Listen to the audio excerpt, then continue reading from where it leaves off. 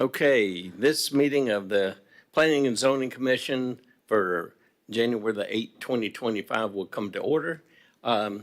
Let's have a moment of silence for two reasons. Former President Jimmy Carter's laid to rest tomorrow. It's a national holiday in regards to him. And the second reason is we got to pray for the fires in California, the people that have lost homes and everything in the fires. Let's keep a moment of silence now.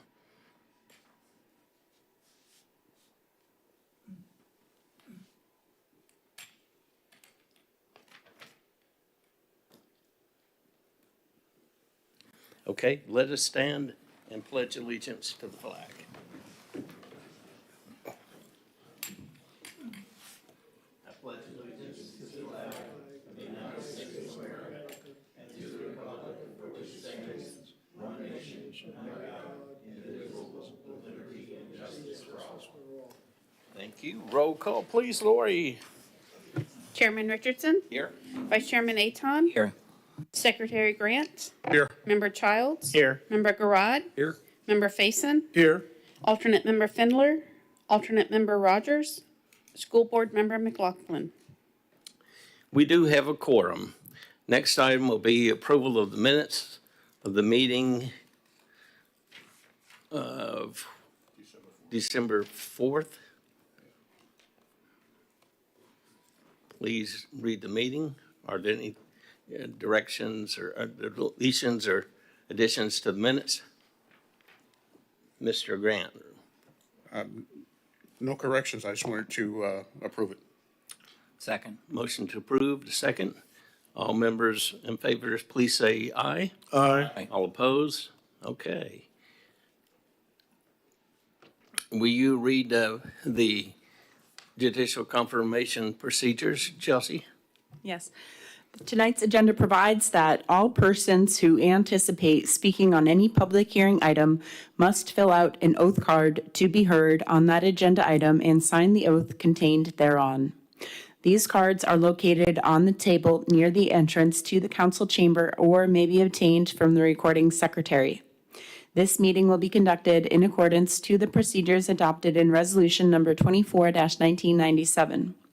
Those speaking in favor of a request will be heard first, those opposed will be heard second, and those who wish to make a public comment on the item will speak third.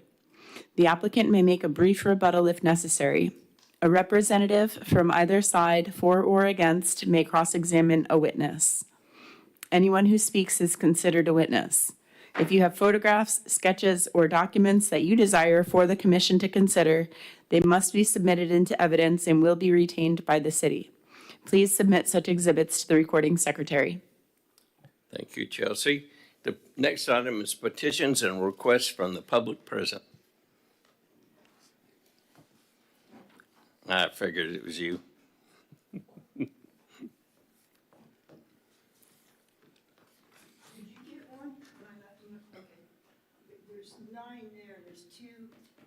Two there for the people that aren't here. Oh, or there's copies, and there's one for you. Okay. You can have your very own.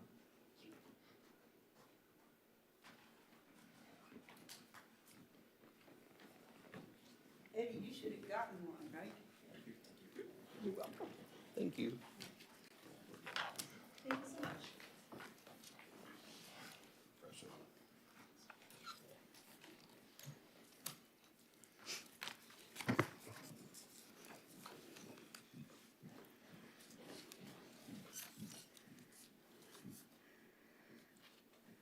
Laura Lee Thompson, 3550 Irwin Avenue, Mims, Florida. For more than half a century, Florida has depended on growth and sprawling development to fuel its economy. So this thing that I just handed out, this is a report that was done for 1,000 Friends of Florida by a company that has done reports like this from literally all over the United States. And there's some interesting things in it, but their major findings was that, the first one was that communities of all sizes all over the United States are struggling to afford essential infrastructure because many communities have followed a development pattern that is fiscally insolvent. This suburban type development pattern does not produce enough tax revenue to pay for its infrastructure liabilities. The second most important thing that they found out is that dense, walkable, mixed-use development patterns produce far more tax revenue per acre than is needed to pay for their infrastructure. And so it's often these dense, walkable areas of a community, such as downtowns, that help subsidize the areas that don't produce enough taxes to pay for their infrastructure. And so by capitalizing on the potency of these areas, or even building new ones using principles of good urban design, communities can increase their fiscal sustainability. And so Titusville, you know, when the pattern development here has always been urban sprawl. I mean, basically, when the Space Center started in the early 1960s, we went from a town of 4,000 citrus farmers and commercial fishermen to the Space City, USA, and a lot of new people came into town, and we lost a lot of our historical structures in the downtown area. There used to be a lot of two-story wooden houses all along Main Street and Broad Street and Lemon and all, you know, west of the railroad track. And a lot of them, if they didn't burn down, they got torn down or, and like this building here was built and it was supposed to be a model for the future. You know, our new leadership that came in, they thought we were going to be the city of chrome and glass and, you know, a shining example of the future. Well, that didn't happen. So now we have an opportunity because of our failure to do anything in the past. We have a lot of empty lots in our downtown area and in the areas west of the railroad track. So we have an opportunity here to build something really, really nice in our downtown area that can help subsidize the drain that's being created by all of the clear cutting and new How subdivisions. much more time do you need? Maybe a couple minutes. Okay. I mean, basically, my message Go is ahead. we have an opportunity here. We have assets that no other community in Brevard County has. We have a lot of wetlands and, you know, areas that are, they're developable, but it would be very, very expensive to develop them. And if we do develop them, we're going to destroy our ability to filter stormwater and hold stormwater. And you guys know all of that. We have such a special place here. And when you read this report and you realize, you know, that we do have an opportunity here to shape our future so that we can grow the community. You know, the goal is not to stop growth, but to guide it in a way that it's beneficial for the community. And to continue in the way that we're doing it now, we're just creating a mess for our future city councils and planning and zoning members as they struggle to try to pay for that development. And it does not, clearly, after you read this report, you will see that kind of development does not pay for itself. And so I think we have an opportunity here to be an example for the rest of the county, you know, because we haven't had the tremendous growth that they've seen down in Melbourne and what they're seeing in Palm Bay now. We have an opportunity to do something really, really cool with our community. And next week, the TEC is going to take another look at a report called Titusville Natural Resources Public Engagement Summary and Recommended Strategies. And the City Council, before addressing changes to the comp plan that involve natural resources, the council wanted to understand the community's thoughts and ideas related to natural resource protection. So they hired this Inspire Placemaking Collective, and they Continue. did this report. Go ahead. And so you guys will get to see it too, but the combination of the two reports should give you a really good, thought-provoking, you know, way to try to figure out the best way that we can move forward in Titusville. Thank you for the Wait a extension. minute. I'm sure you're going to have a lot of questions. Member Faison. Thank you. This way. So thank you for the report. That is awesome. The information that you provided is fantastic. Some of the challenges that we may have in this community is convincing those who live west of the railroad tracks that this is what's best for our community.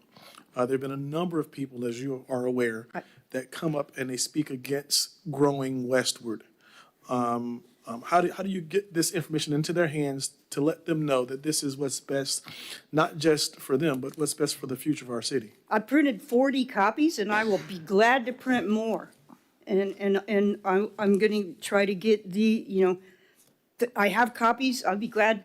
Once you read this and you understand that just sticking with single-family homes is not going to produce the tax revenue that the city needs to be sustainable. And so there are areas that we do need to have some higher density. And the closer it is to the downtown area, so that people can walk to the downtown and walk to the parks and walk to the river, the more return on investment we're going to get. The economic value of each acre of land is going to be a whole lot more than if we just stick with single-family homes. One of the other questions that I have about that area, and I'm kind of aware, is how much property in that area that we're talking about is actually owned by the city. I believe the city owns a great deal of property over there as well, besides private ownerships. I think that needs to also be kind of highlighted, that some of that property over there is actually owned already by the city, or at least managed by the city. So it kind of reduces the burden, if you will, sort of, on the individual homeowners then, to know that it's not just their property that's being asked about, it's also city-owned property as well. Member Aton, Vice Chairman Aton. Thanks for coming. It's I think that the word economics related to development is kind of brought to attention. We've talked. I also sit on the North Brevard Economic Development Zone, and every project we look at, we analyze for the contribution to the community, the contribution to the job base, and the contribution to the tax base. I don't know that it's ever been done, and certainly don't want to pile more things on staff, but I do know that Troy Post, our director, has some tools. It's a county organization, I think, that they get their tools from. But and some of these projects, if not everything that's brought to us, it would be interesting to see the economic contribution if that project moves forward, as well as, to your point, some kind of ratio of that economic contribution to the infrastructure cost related to it. I don't know if that's something we could put together, but I would think it would be very beneficial, because I definitely think this is an important way to think about what it really is going to take to make it successful. We've got I just came back from there, so it's fresh, but a vacation property up in Blowing Rock, North Carolina, very small community, but pristine. And you think about the number of tax dollars that it takes to keep the place looking like it looks. And I think it's similar to probably Winter Park and other places where everything's just manicured and all but it's all public stuff that has a great look and feel to it, and that takes tax dollars, and I think that gets lost on a lot of people. Member Garad. Ms. Thompson, thank you so much for this presentation of the document. I actually, as a planner, take my certification maintenance from the presentation they made on this particular subject and participated with the discussion. I would highly recommend members of the Planning and Zoning Commission, as well as the city council members, take advantage of logging into the Thousand Friends of Florida and watch the video presentation. This company presents it in a graphic detail, and it's analytical, so its values are added. I'm sure that's described in the handout, but the the visual of the presentation is outstanding in the way they graphically illustrate what you were referring to, the return on investment in the downtown redevelopment scenarios. They clearly show you, and it's just, it shocked me, and I'm kind of in the business, that how much better a city grows when it is very intentionally keeping downtown redevelopment areas as the prime source of redevelopment, as opposed to annexation of property and the typical urban sprawl that follows suit, where you extend water and sewer lines for future development, annex the area, and then you're in this huge land area that you're having to provide service. Most recently, where I still shake my head that it occurred, was the proposal to annex the Deseret Ranches east of the airport, because Orange County wants to hold the line on development. So the next best thing is annex to the city, so you can ask the more favorable question to get a more favorable response for development potential. So I highly recommend, if you can, go to the Thousand Friends of Florida's website. You can find this presentation as a past one. You can watch it. It's probably an hour and a half presentation. Most of them are 90 minutes. Yeah. The core of it, though, is graphic, and the presentation by the presenters is analytical, leaves you with no doubt of what they're telling you this document. So if you get a chance, take advantage of that. And thank you again for bringing that to everybody's attention.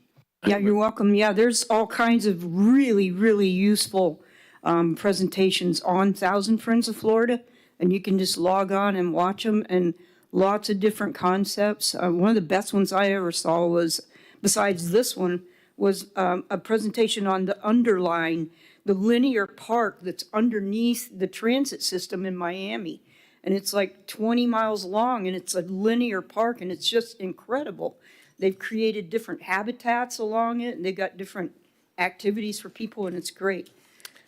Eddie, you've seen this report. How long have you had to look at it? Not a whole long. Okay. I dropped it off at the planning office yesterday, Oh, okay. so they didn't have a lot of time. I noticed that some of these graphs are almost identical to the some that have appeared when they're talking about the downtown area. The one I saw was the density of housing in a typical downtown. I can't find it right now, but it looks just like the charts you put in our previous presentations. And I've just had a minute or two to look at it. I think it is natural that we discuss this maybe at a meeting in the future, in the next month or so. Are you going to present it to the city council? Absolutely. Okay. We'll look at our agendas, and when we have time in the next month or so, add it to the agenda. Does everybody agree? Gives us time to read it. Oh, okay. Thank Okay, you. Thank you. Any other items, petitions and requests from the public person? You don't have to fill out a card. Anyone else? Okay, we'll proceed with agenda. There's nothing under old business or new business. We do have an item, Small Scale Comprehensive Plan Amendment, SSA number 12-2024, Sedgwick Avenue Complex. Yes, sir. Thank you, Chairman. Good evening, Commissioners. This is item 8D1, Sedgwick Avenue Duplex. The item begins on page 15 of the agenda packet. The applicant is requesting a small-scale comprehensive plan amendment with rezoning to allow the construction of a multifamily structure duplex. The property is located on Sedgwick Avenue between North Dixie Avenue and Kell Avenue, generally located east of Arthur Dunn Air Park. The current low-density residential future land use designation and single-family medium-density R1B zoning district do not permit multifamily residential uses. The applicant did not submit a concept plan with the request, therefore the analysis in this report considers the maximum allowable build-out scenario under the requested medium-density residential future land use designation and the multifamily medium-density residential R2 zoning district. The medium-density residential future land use designation allows a maximum density of 10 dwelling units per acre. The requested multifamily medium-density residential R2 zoning district is more restrictive than the requested future land use designation and allows a maximum of 9 dwelling units per acre. The subject property is 0.9 plus or minus acres in size, which yields a maximum of 8 residential units in the R2 zoning district and could take the form of duplexes, triplexes, quadplexes, or other multifamily structures, provided all of the development standards can be met. Previously, the property was rezoned from rural residential RR to single-family medium-density R1B in 2005. The intent of the 2005 request was to allow the construction of 3 single-family residences. The staff report for that application identified the apartment complex abutting the subject property to the north, which is zoned R3, maximum 15 dwelling units per acre. The report also identified the manufactured housing park to the south across Sedgwick Avenue, zoned RMH2, with a maximum of 8 dwelling units per acre. These properties were referenced as examples of how the requested increase in residential density would be consistent with the surrounding zoning. The only page that I wanted to point out for this application was on page 48, which is the future land use map.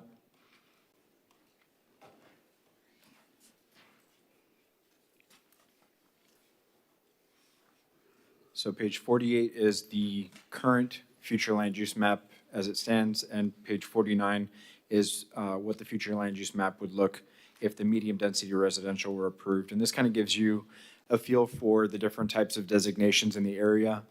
The high density residential to the north, medium density to the south, and then east and west, there's pockets of residential 2 that allows 2 dwelling units per acre. And so the request here is to, in order to build a duplex, the only zoning district, none of our single-family zoning districts permit duplexes.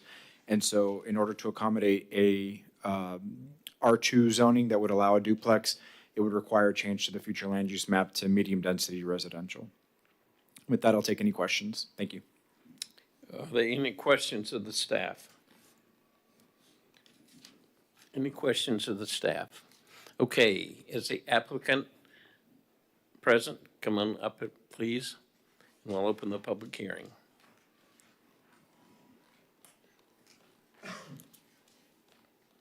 State your name and address for the record.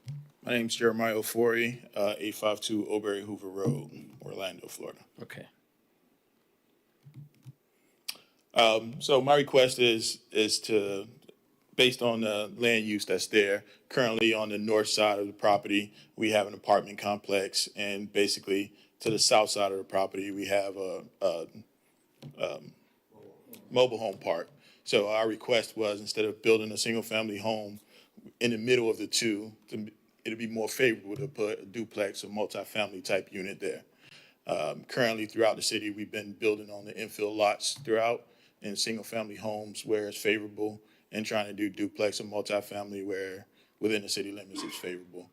So that's basically our request, was to try to turn this into a duplex, which will fit into the parameters of what's already there in the community.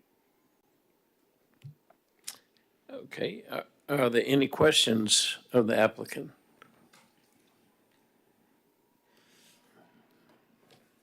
Okay, thank you very much. Okay.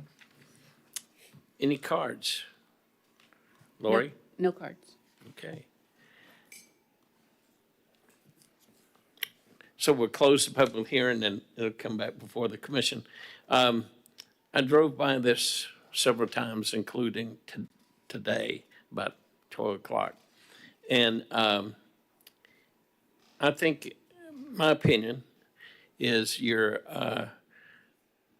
what you want to put on those lots looks like a good idea, and I would favor it.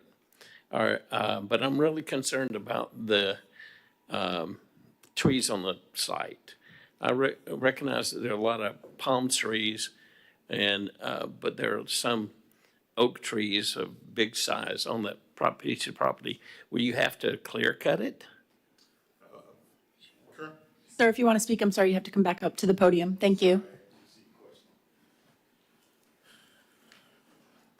Currently, there is a few oak trees. Most of them are the invasive type palm trees that's there. So we will have to clear cut that. Our plan right now is to keep as much oak trees as we can.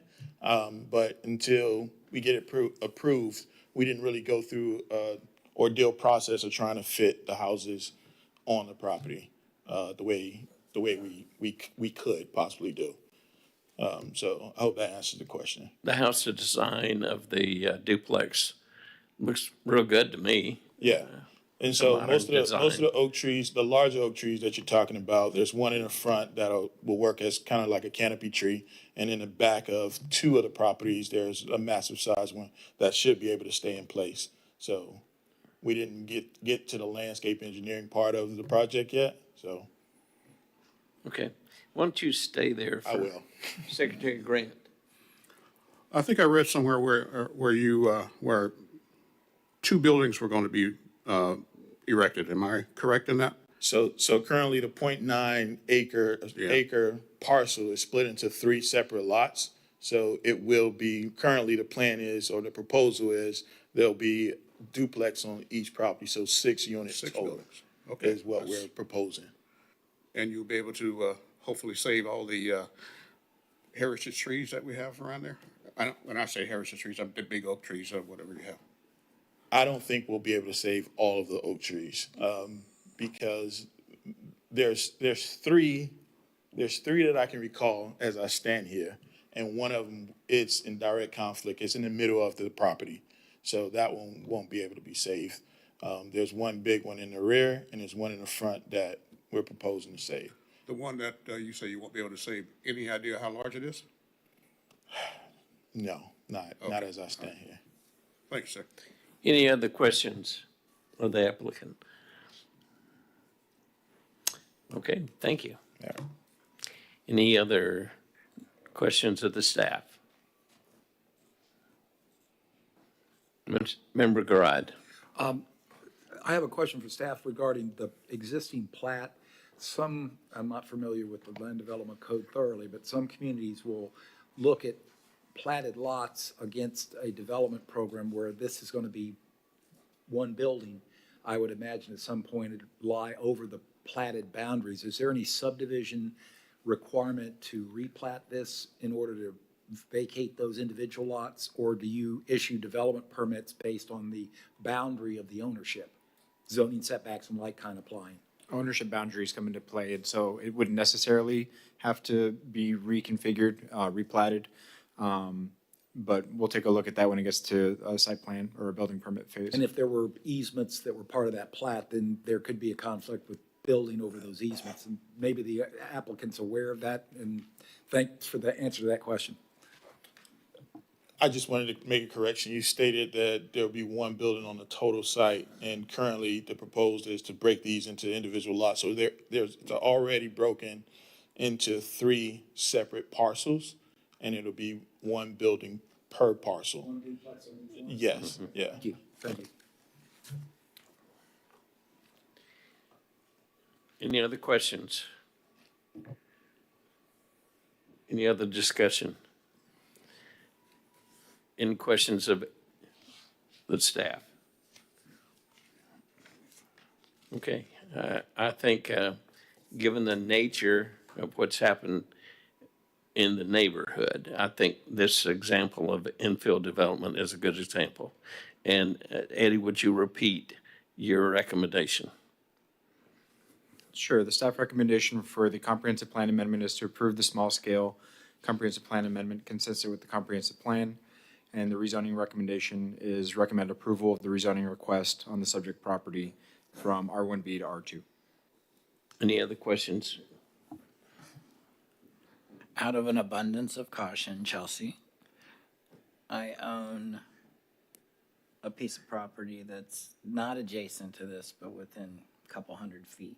No financial interest, didn't even know it existed, and had to look it up on the satellite map, but any reason? I don't think that you would be in a pool of individuals small enough that you would need to abstain from voting on this matter. Okay. He's our land baron. He's No. our version of Donald Trump. I got like 3 pieces. It just happens to be the house I grew up in. Okay. Anyone care to? I'll make a motion to recommend approval of the small-scale comprehensive plan amendment, SSA number 12, 2024. And that's, well, can we do one motion for both, for the rezoning and the small scale, or just one? I would prefer two Two? separate Okay, so motions. just so my motion is to recommend approval of the small-scale comprehensive plan amendment feature, to amend the comprehensive plan future land use map for number 12-2024. Is there a second? I'll second that. Okay. Anyone else? Roll call, please. Lori? Member Garad, Yes? Vice Chairman Aton, Yes. Member Childs, Yes. Secretary Grant, Yes. Member Faison, Yes. Chairman Richardson. Yes. When will this item go before city council? Is it? One more motion. Yeah. Okay, that's right. Make a motion to recommend approval of the rezoning for SSA number 12-2024. Is there a second? Second. Second by Secretary Grant. Mr. Faison?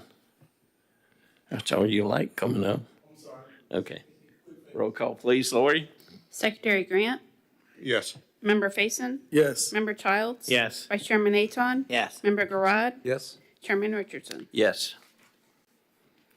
Okay, this item will come before council. For first reading on January 14th and for public hearing on January 28th. In other words, next city council meeting, next Tuesday is the first reading. Okay. Next item is petitions and requests from the public present. Chairman, before we get to that, item 8D2, Small Scale Comprehensive Plan Amendment Number 7, 2024. Yeah. Just so that everyone's aware what's going on with that application. The applicant had reached out and said they had a conflict and were not able to make it to tonight's P and Z meeting. And so they requested the item be tabled. When an item's tabled, it can be tabled to a date certain, which means that it doesn't have to be re-advertised, which saves the applicant and the city money on re-advertising fees. In this case, the applicant is aware of this option and has asked the P and Z to table the item, which would require a motion. Okay. Approve a vote to the January 22nd P and Z meeting. So if we could get a motion to table that to January 22nd at the 6 PM meeting of Planning and Zoning, that would help. Thank you. Anyone care to make that motion? I'll move to table the motion, or table the item until the 22nd meeting. Yeah. Is there a second? I second. Second by Member Faison. Any discussion? Okay, Lori, roll call, please. Member Faison, Yes. Member Garad, Yes. Vice Chairman Aton. Yes. Member Childs. Yes. Secretary Grant, Yes. Chairman Richardson. Yes. Now petitions and requests from the public present. Anyone Chairman, else? before we get to that, there was one more thing on the agenda, the semi-annual report. Oh, yes. So item 8E. Thank you.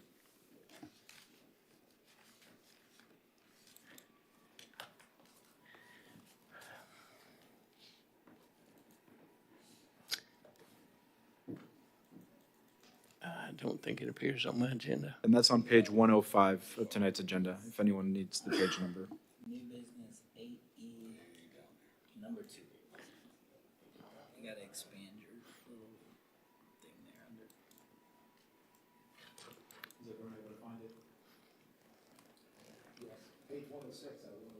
Expand this. Hit that one. Hit that little square right there. Over, up and over. Double click. There you go. Okay, now expand that one, double click that one. You have changed the software. Yeah, they got fancy. There were also some issues with publishing over the holidays with people being in and out of the office, so I apologize if anything's a little different. Okay, I did have a chance to read this one. Is there any corrections or additions anyone wants to make to this report to council? Mr. Gerard? Thank you, Mr. Chairman. I had a question. Eddie, in terms of the end result, our body is making recommendations, city council, subsequently, the city council takes action. Sometimes the recommendations contain conditions, recommendations of those conditions. Is it possible in the future presentations, they could follow up with what the status of those are subject to the city council's final determination?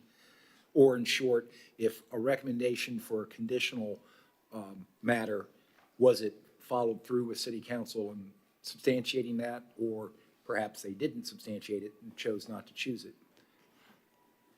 It's possible, it's something we could look into, but the purpose of the report is to share with council the Planning and Zoning Commission's activity in the last time span. And so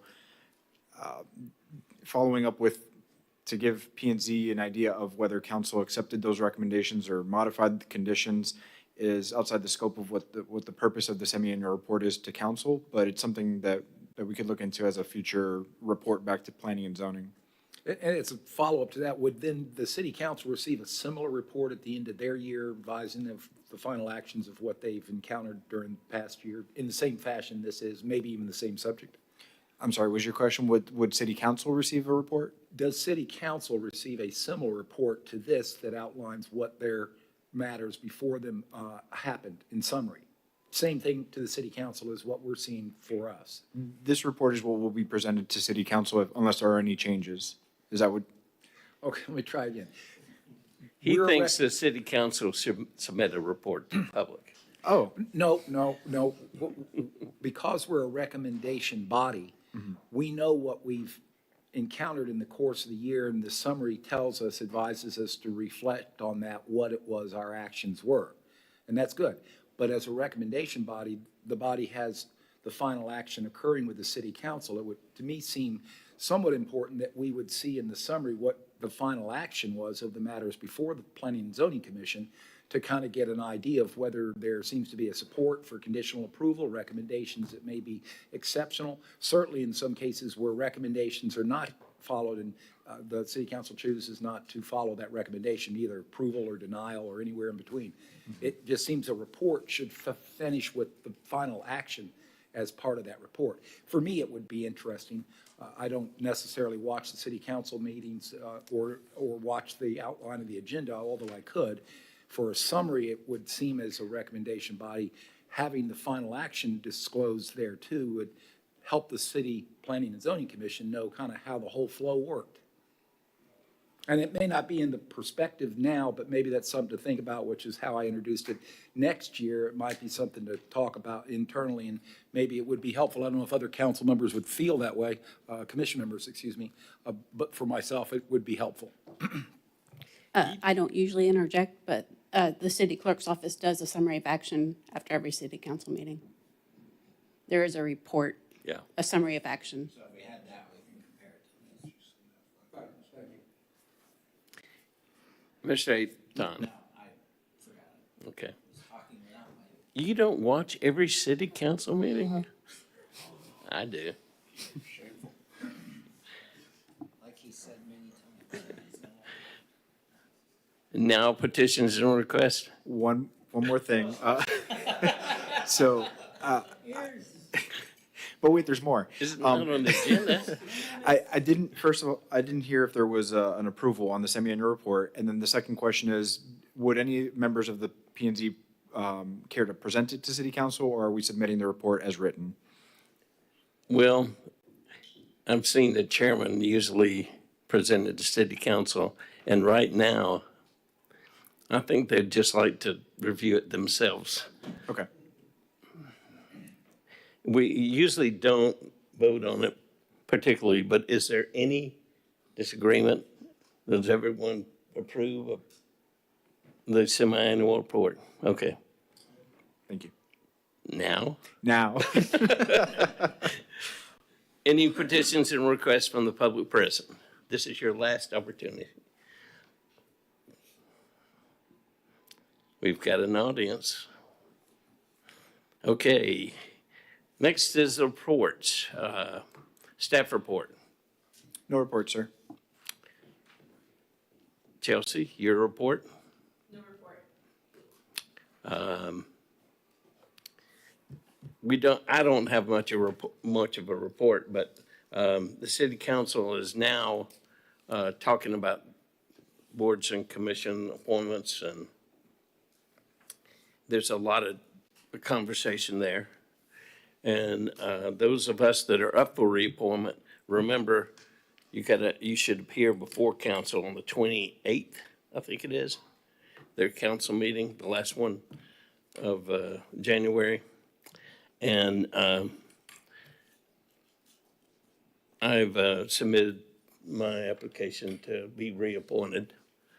Anyone else has or have not? Who's coming up for reappointment? Chelsea, do you know who's coming up for reappointment? I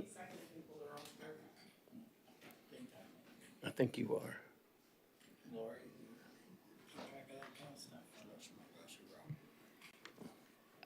Member Garrod, Member Childs. We have a vacancy. Aren't you Childs? I think it was more like, Mine's not until next Secretary year. Grant. Really? And Member Rogers. That's what's on this no, they roster. called me. We can ask the city clerk's office Okay. tomorrow and send an email. Yeah, to 'em. please. I have the roster that says Member Ayton, Vice Chairman, and Member Richardson are the two regular members that expire in 2025. And Michael Fendler, the alternate, those three. And then we have Member Moscoso's vacancy to And then fill. that vacant seat, correct, which has a term that expires in 2026. I apologize. My brain was still in 24. Sorry. So what's required for the application to? Just call the city clerk's office. Tell me. Okay. you agree to be The reappointed. agenda was published, or will be published in the morning for city council. There's a rule in the code or somewhere that says that the applications need to be on file for 5 days prior to city council considering them. So the agenda is set for the next meeting, but at any time, anyone can come and submit a PNC member application, and it will be held on file by the city clerk's office until they have that item called on the city council's agenda. There are a lot of applications. Member Faison. Any other reports from any member? If there are no reports, we stand adjourned. It's 6:41, 42. Just about.